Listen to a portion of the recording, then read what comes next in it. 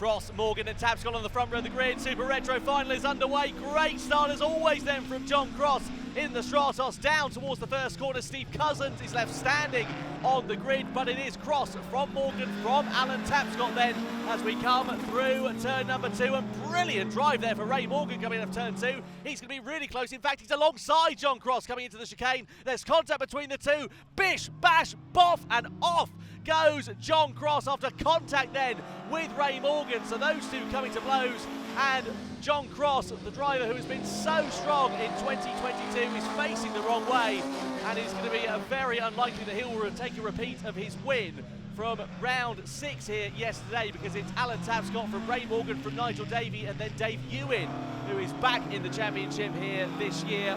Great to see him out in Pembrey in his blue Ford Fiesta.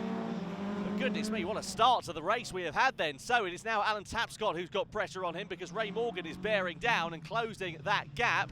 You wonder whether we're going to see Morgan challenging for the lead. As we've seen from the first lap, he's certainly not afraid of getting his elbows out.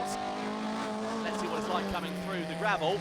Tapscott then, this is not a position he's particularly used to being in, if I may be so blunt of saying so. Clipping the tyre barrier though for Ray Morgan's going to cost him time. It does indeed. He's lost 4 or 5 car lengths there to Alan Tapscott, and that could be victory chances over for Ray Morgan. Nigel Davey sitting there in 3rd place. He'll think Christmas has come at once, and Tapscott there really hurrying and hassling the rear-wheel drive Mark II Ford Escort. But that mistake, as I said, from Ray Morgan could be very costly indeed. Let's see how it is going to work out for him. I'd say he has regrouped rather well as Ray Morgan here. But now the pressure is on this man here, Alan Tapscott. Can he take the win here at Pembrey? So through the gravel we go in towards the hairpin bend.